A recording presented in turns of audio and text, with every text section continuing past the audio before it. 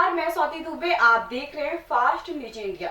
रूस और यूक्रेन के बीच चल रहे युद्ध को करीब 5 सप्ताह से अधिक का समय हो चुका है। दोनों देश पीछे हटने को राजी नहीं। दोनों देशों के युद्ध के बीच अमेरिकी राष्ट्रपति जो बाइडेन ने रूस को खबरदार किया है। उन्होंने कहा है कि रूस नाटो की सीमा में 1 इंच घुसने की नहीं सोचे, वरना इसका परिणाम अच्छा नहीं होगा। युद्ध या तीसरे विश्व युद्ध का नाम लिए बगैर बाइडेन ने पुतिन को ललकारा है। यह पहली बार है जब बाइडेन ने रूस के खिलाफ सख्त चेतावनी दी है। खास बात यह है कि नाटो संगठन की बैठक के बाद बाइडेन का यह बयान सामने आया है।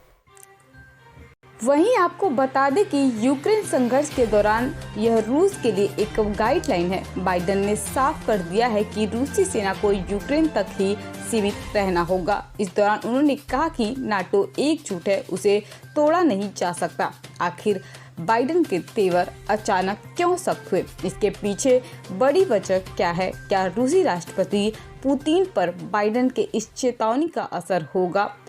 वैदेशिक मामलों के जानकार प्रोफेसर हर्ष वी पंत का कहना है कि नाटो सदस्य देशों की बैठक के बाद अमेरिकी राष्ट्रपति बाइडेन का यह बयान काफी अहम है। नाटो सदस्य देशों की चिंता को दूर करने के लिए बाइडेन का यह बयान जारी किया है। रूसी राष्ट्रपति पुतिन के आक्रामक तेवर ने यूक्रेन से सटे राष्ट्रों में एक हलचल पैदा कर दी है। वह कहीं न कहीं अपनी सुरक्षा को लेकर चिंतित हैं। चूंकि अमेरिका नाटो संगठन का एक प्रमुख देश है, ऐसे में बाइडेन का यह बयान लाजमी है। उन्होंने यह बयान देकर जहां पुतिन को सावधान किया है, वहीं इसका असर नाटो के सदस्य देशों के लिए भी विश्वास दिलाने वाला होगा। उन्होंने कहा कि पुतिन यूक्रेन को लेकर आर पार की लड़ाई के मूड में दिख रहे हैं। इसीलिए पुतिन कह चुके हैं कि इस युद्ध में जो शामिल होगा उसको रूसी मिसाइलों का सामना करना होगा। उनका इशारा साफ था कि यह जंग यूक्रेन और रूस के बीच है। इसमें नाटो और अमेरिका को बीच में पड़ने की जरूरत नहीं है। इसी को आधार मानकर अमेरिका ने भी चीन को चेतावनी दी थी, अगर उसने रूस का सहयोग किया तो उसके टुकड़े टुकड़े हो जाएंगे। बाइडेन की इस चेतावनी को पुतिन के चेतावनी से जोड़कर देखा गया था, लेकिन रूस ने यूक्रेन के साथ जंग में जब परमाणु विंग को अलर्ट पर किया तो नाटो की चिंता बढ़ गई। नाटो सदस्य देश जानते हैं कि अगर रूस के यूक्रेन पर परमाणु युद्ध शुरू किया तो इसकी आंच उन तक जरूर पहुंचेगी। वहीं अमेरिका के राष्ट्रपति बाइडेन ने कहा है कि पुतिन ने रूसी परमाणु मिसाइल विंग को अलर्ट जारी करने के बाद ही नाटो सदस्य देशों की बैठक शुरू हुई है। इसके बाद ही नाटो सेना को यूक्रेन से सटे हुए देशों में तैनात किया गया।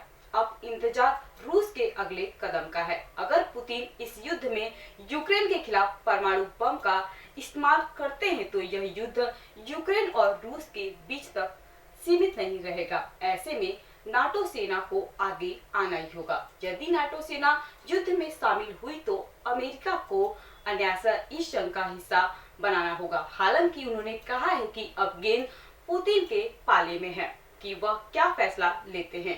प्रोपंत ने कहा कि अमेरिकी राष्ट्रपति बाइडेन इस जंग को वैचारिक आधार दे रहे। यही कारण है कि उन्होंने पुतिन को हटाने का आह्वान करते हुए कहा है कि वह व्यक्ति सत्ता में नहीं रह सकता। बाइडेन ने पोलैंड की राजधानी वार्सा में अपने भाषण का इस्तेमाल उदार लोकतंत्र और नाटो सैन्य गठबंधन का बचाव करने के लिए किया। उन्होंने यह भी कहा कि यूरोप को रूसी आक्रामकता के खिलाफ लंबे संघर्ष के लिए खुद को तैयार करना चाहिए। ऐसे ही तमाम खबरों के लिए बने रहिए फास्ट न्यूज इंडिया से, क्योंकि यहाँ होती है हर खबर पर नजर।